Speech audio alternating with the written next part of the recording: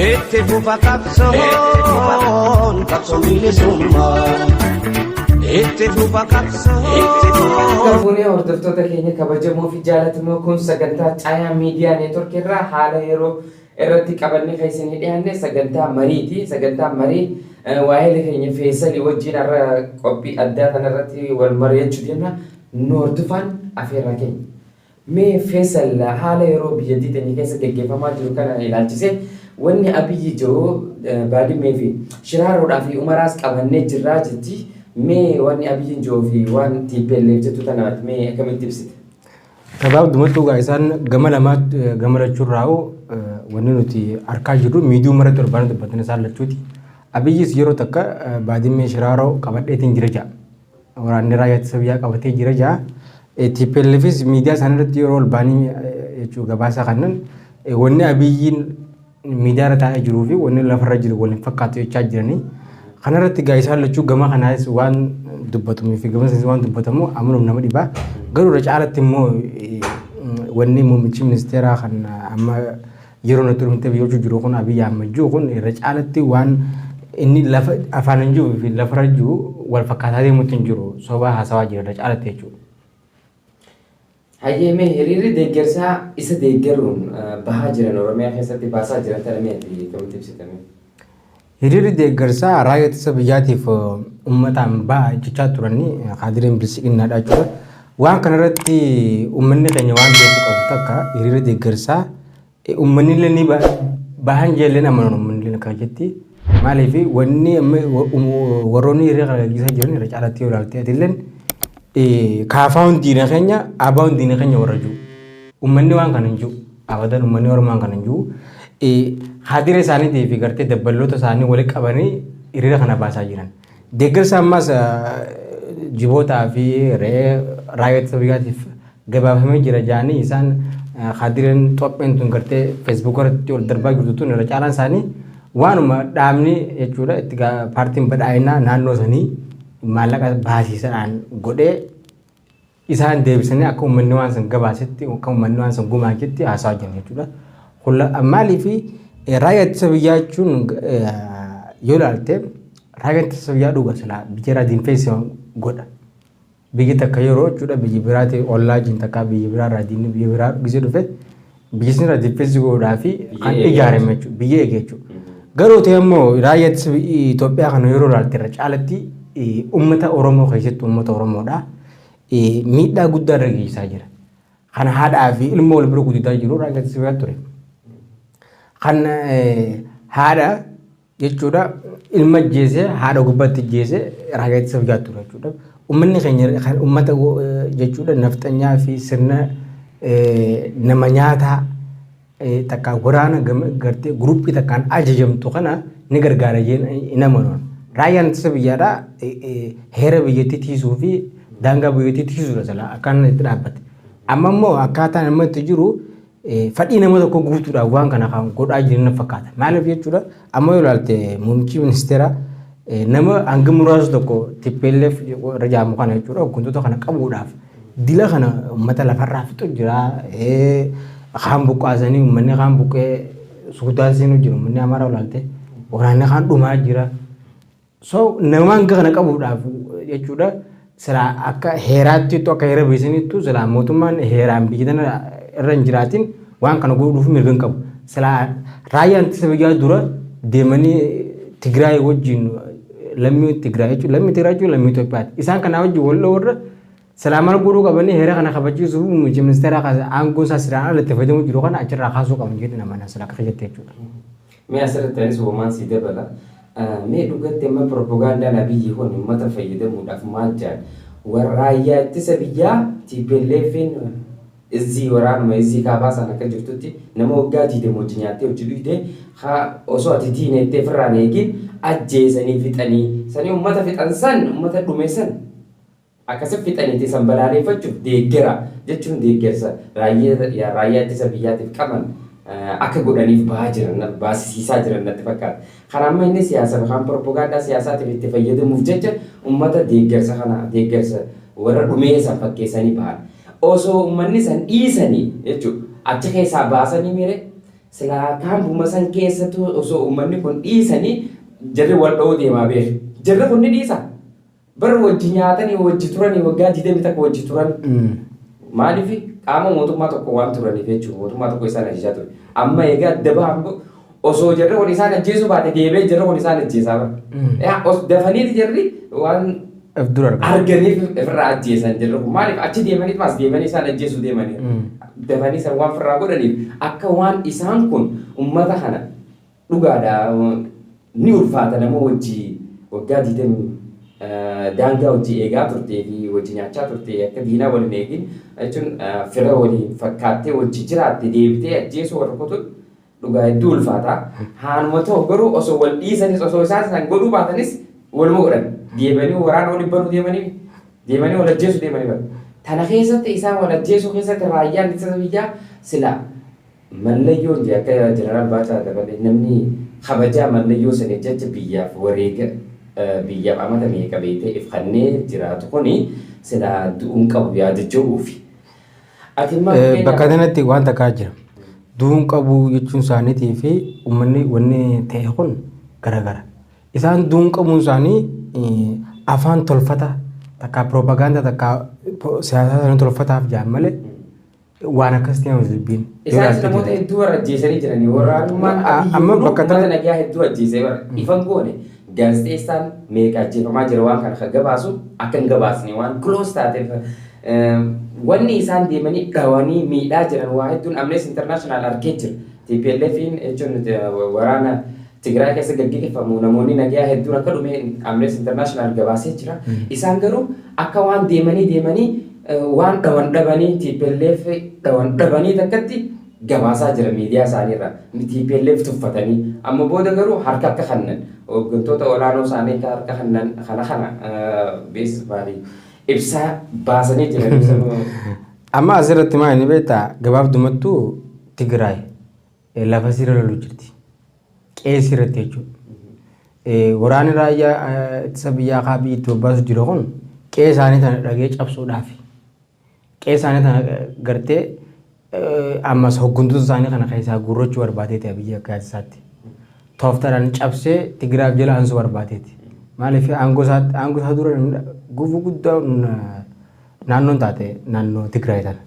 Maaliif paawara qaban warra Abiyyuu leenjisee asiin waan taateef gufuu guddaa taanee jiran jechuudha. Gufuu guddaa sana dura buqqaasuudhaaf Abiyyi tooftaa garaagaraa fayyadamaa ture bara. Tooftaa garaagaraa fayyadamee Siin gabaasa irratti dubbamatee mee tooftaa Abiyyiin fayyadamu sana afaanis dubbuma Abiyyi tanaa fi TPLF tana lamaan meeqamitti ibsita fakkeenyaaf misaayilota qabnaa raadaara wantoota garaagaraa waan baay'ee qabna jetti gara TPLF meeshaalee waraanaa garaagaraa hedduu qabna jedhanii tanneen garuu mootummaan biyya bulchu garee Abiyyi garuu bishooftu teenyee raadaara hunda qoxaaxaruu dandeenya akka hin dhukaafamne gochuu dandeenya waan jedhamu gama lamaan nuti amanuun nu rakkise beemee ati dubbii tan akkamitti ibsite. Akkuma sana nama rakkisti dhugaadha. Garuu ammoo bakka kanatti tooftaan Abiyyi dura gaaffii dura na gaafatteef tooftaan Abiyyi dura fayyadamuu barbaade.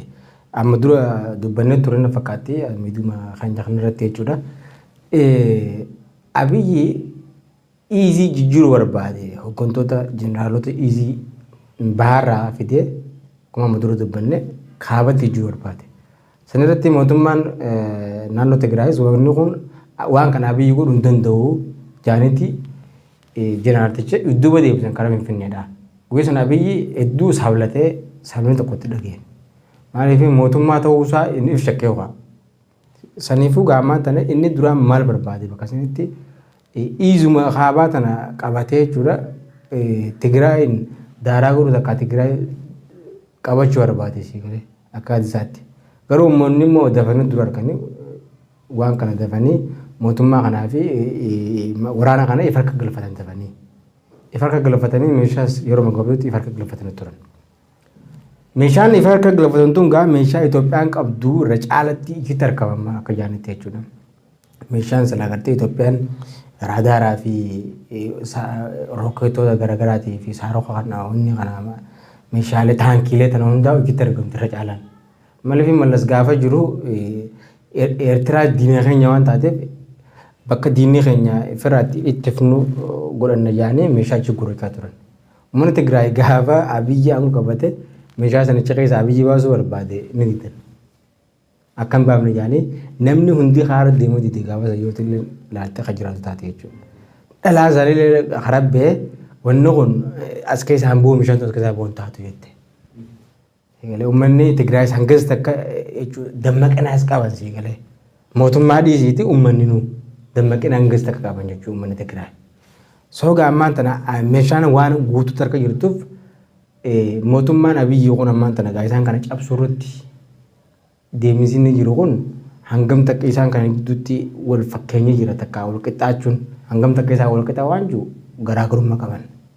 Maaliif Abiyyi egaa aangoo qabate amata lama waggaa lama jechuudha. Jarri immoo meeshaan sala ichi dura bitamaa turte waggaa 27 bitamaa turte hundinuu achi keessa jirti jennee. Saniifuu deebi'ee ammaan tana meeshaan Abiyyi yoo habisu taate dhiyoo tana waan takka takka qawwee faareetti jijjiiru takka faa garre malee meeshaa biraa dilasii miti konkolaataalee poolisootaa kana faana jira haareetti jechuudha. Saniifuu meeshaaleen gurguddoon sala akka biyyattii qabdu waan jirtuuf bakka tana lolli wal madaaluu hin danda'u. Amma fakkeenyi meedaa kana fudhatte edeedaa kana waan ta'e baardaarii fi kontirtii ilaalte jarri taa'ee rokketaan direetti ijaaraa san ta'e akkuma miidiyaa rabbaanii dhaadatan san jechuudha. Deebiin goondadhaan jechuudha.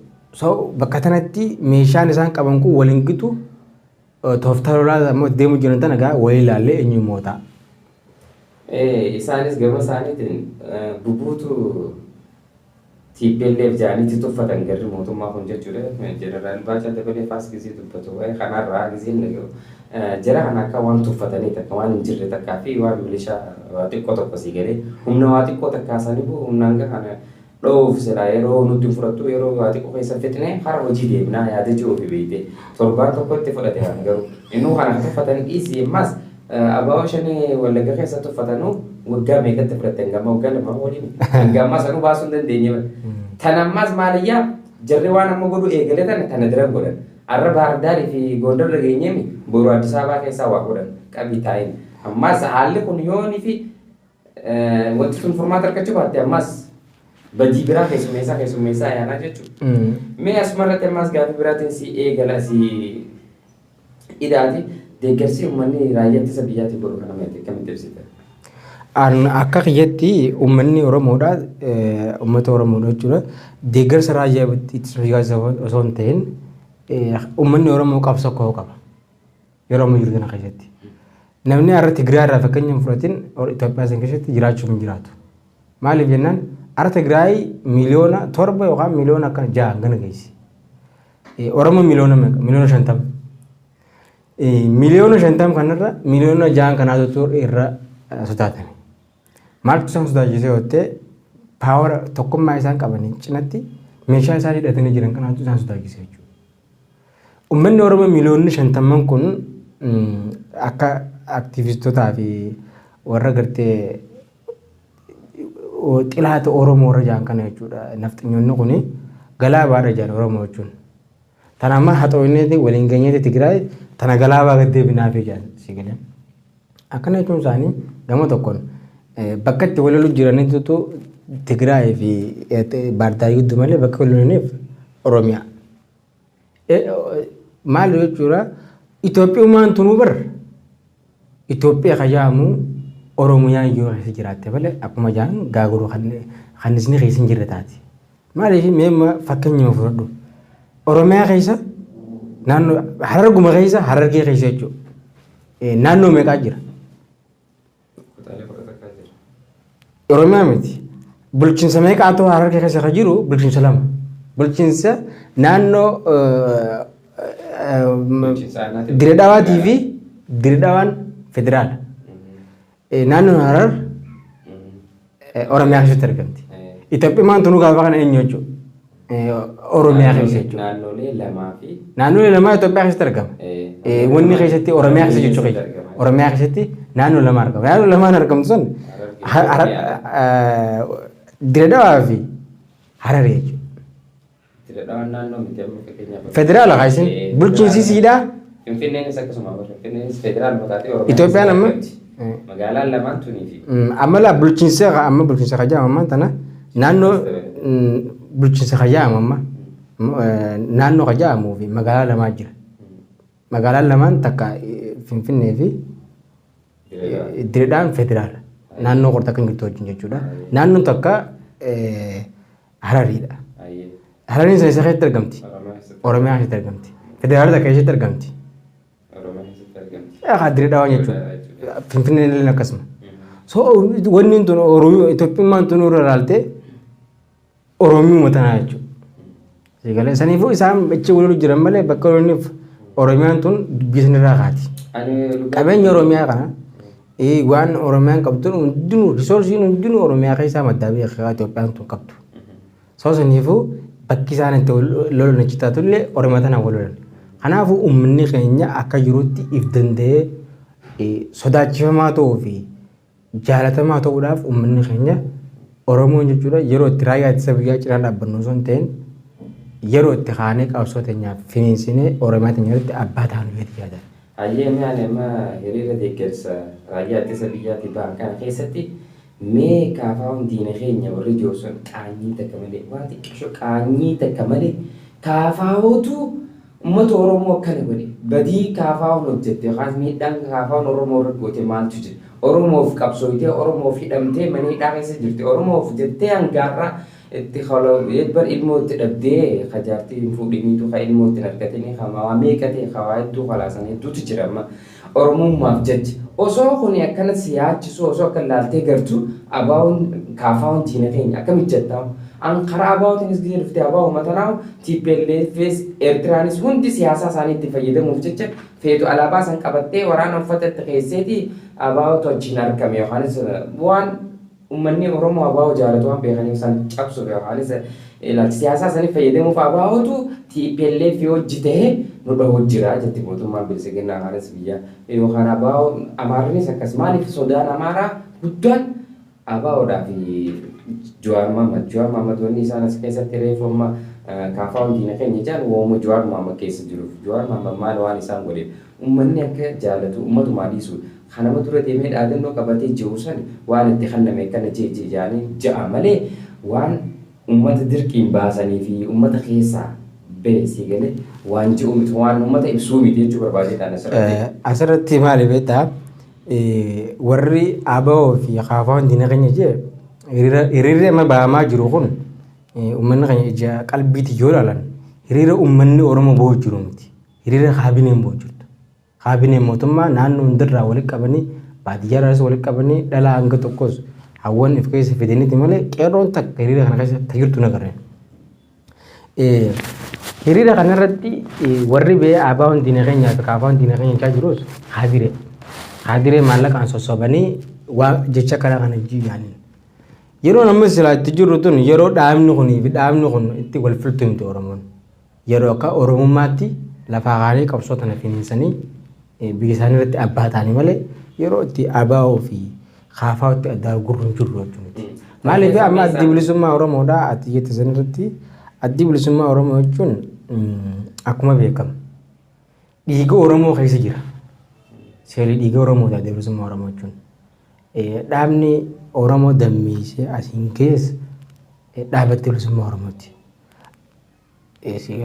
Amma saniifuu isaan maal barbaadan addi bilisummaa Oromoo maal barbaaddi beekan jechuudha. Addi bilisummaa Oromoodhaa walbummaa Oromiyaatii fi bilisummaa Oromoota dhugaasan barbaaddi. Wanni jibbaniif waan biraatiin Itoophiyaan. Wanni har'aan tana Oonag Shanee jaanii maqaa laxxafanii taargaa maxxansanii ittiin uummata keenya adamsan tun waan biraa osoo hin ta'in kaayyoo isii waan beekaniif kaayyoo adda bilisummaa Oromoo qabatee deemu waan beekaniif kaayyoon adda bilisummaa Oromoodhaa Oromiyaa dhugaasanii fi bilisummaa Oromoota dhugaasan takka Oromiyaa walaba baasu irratti waan xiyyeeffatanii jiraniif bakka kanatti isaan Amaarree tanan barbaadu. Maaliif akkuma dura jennee yoo Oromiyaan tun kaatee kophaa keessaa kabaatu taate isaan hin jiran. Addi bilisummaa Oromoodhaa bilisummaa Oromoo san dhugaasanii fi Oromummaa dhugaasan biyya sana irratti deeffachuu barbaaduu fi isaanis akka wanni tun baddu barbaadan sabboonummaan Oromoo tun akka biyya sana keessa lalistuun barbaadan jechuudha. Akkuma kaartaa irratti dubbatamu Oromiyaa bahaa, Itoophiyaa bahaa, Itoophiyaa dhiyaa, Itoophiyaa kaabaatii fi Itoophiyaa kibbaa jaanii addaa baafatanii jiran bara kaartaa sana irratti. Akkas ta'uu qabdi Itoophiyaan gaafa biyyi mootee gaggaragale gaafa TPLF cabse gaafa kana biitii Oromiyaa fi wanni Afaarii Somaalee jaamu jiru jechuudha. Kanatti wannummaan daangaa jaamutuun gidduudha uumte jechuudha. Gaafa kana gaa Oromoon qe'uma irratti waardiyaa ta'etti tuffatamee jiraata jechuudha muduruu ta'e kanatti. Anaaf ati bilisummaa Oromootis irratti xiyyeeffatanii jibban. Warri har'aan tana aangoorra jiru nafxanyoonni kun jechuudha. Warra isaan waan kana lallisanii warra ifeefuu kaartaa Oromiyaa kana daaraa gooneeti waanuma naannoo jaamu balleessinee jiraanna warra jiru. Bakka tana wal dhaban jechuudha. Tanaafi baasanii maallaqaan akka abaa arrabsiisuu barbaadan. Tanaafi baasanii haafaa arrabsiisuu barbaadan jechuudha. Gabaabduma tana fakkaatti. Amma asirratti anis waan inni iddoo fedhu takkaatu jiru. Jeneraal Baachaa Dabalee haasoo isaatii fi cimina isaatii gochisa waan duraanii yeroo takka takka duraanii dinqisiifadha ture. Garuu diina keenya ta'ee diinaa wajji TPLF namni ajajamee harka mirgaa TPLF ta'ee Oromoo fixaa ture isaan ture. Isaan nuti Oromoon itti baanee osoo diina keenya jennee isaan hin balaaleeffatin isaanuma saniif amma warra waan barjaraa wajji waan nu godhan sana osoo ceephuu isaanii hin buufatin yookaan osoo hin hidhamin osoo waa hin ta'in aangumarraa gabbuusanii ol deebisanii ammaas isaan kanaa wajji lalisuun Oromummaan fakkeenyaaf inni shaneetti arrabsutunii fi diinaa wajji wal fakkeessutuni mee maaluma isaan goote bar gocha tokko silaa gocha tokko qaamni karaa nagayaatiin dhaqee biyya keessa jiru kuni osoo nagayaan jiru gochi inni hojjete isa santu fudhachuu qaba. Qaama karaa nagayaatiin dhaqee biyya jiru amma Daawit Ibsaatu silaa gocha san siitu harka keessaa qaba itti gaafatamummaa waan kanaa siitu fudhate jecha jaamni qaba isaatu waan hoogganuuf jechuu sii galee.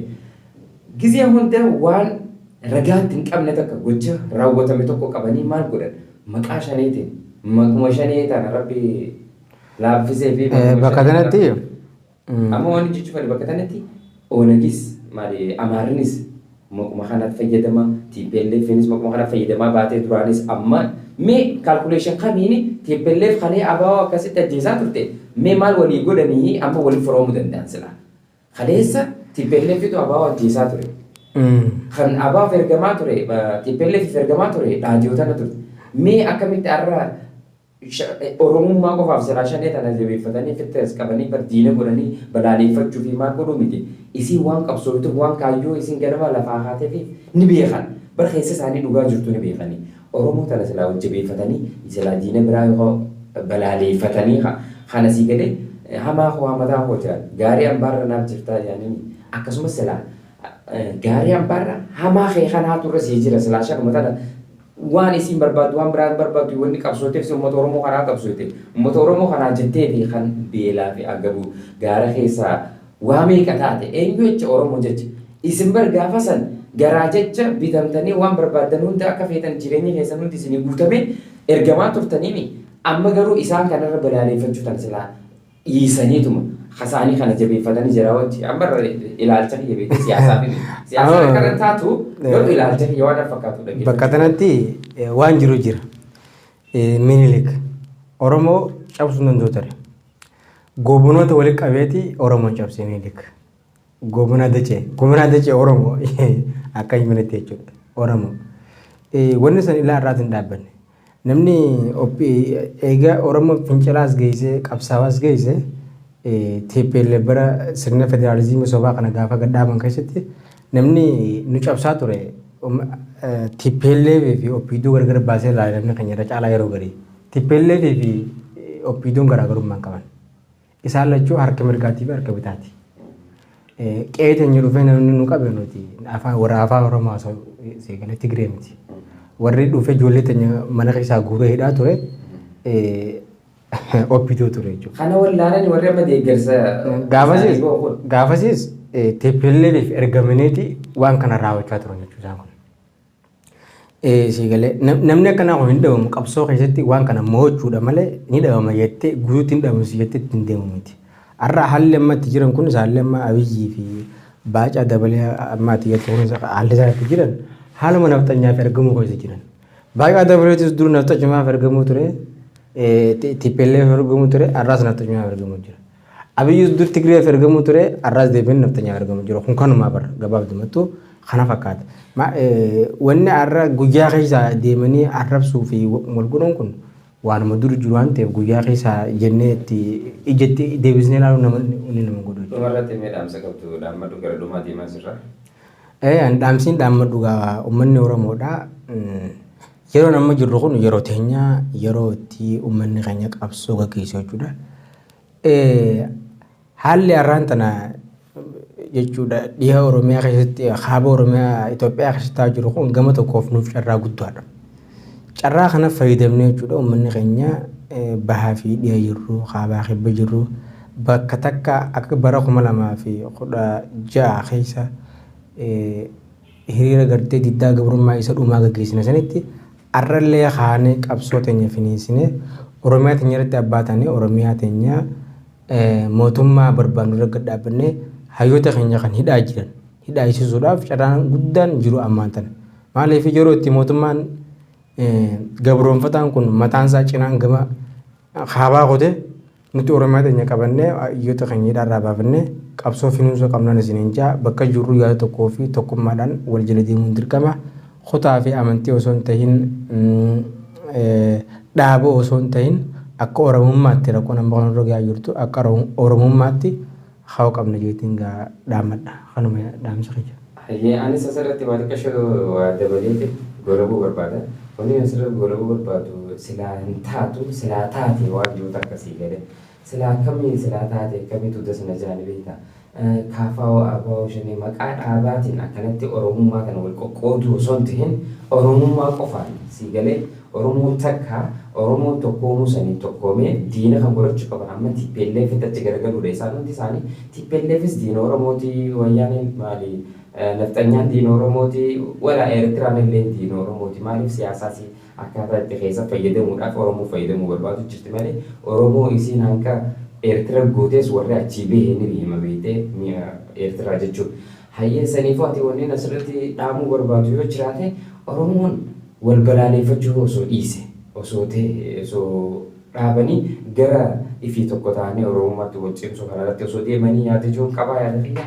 Mee gama dhumaa deemaa jirraa akka sagantaa teenya har'a qopheeffannee dhiyaannee asuma irratti goolabna sagantaa biraa ta'an yeroo biraa walitti deebinutti har'aaf gamunumaa nageetti isiniin jenna. Itti fufa qabsoon qabsoo bilisummaa itti fufa qabsoon.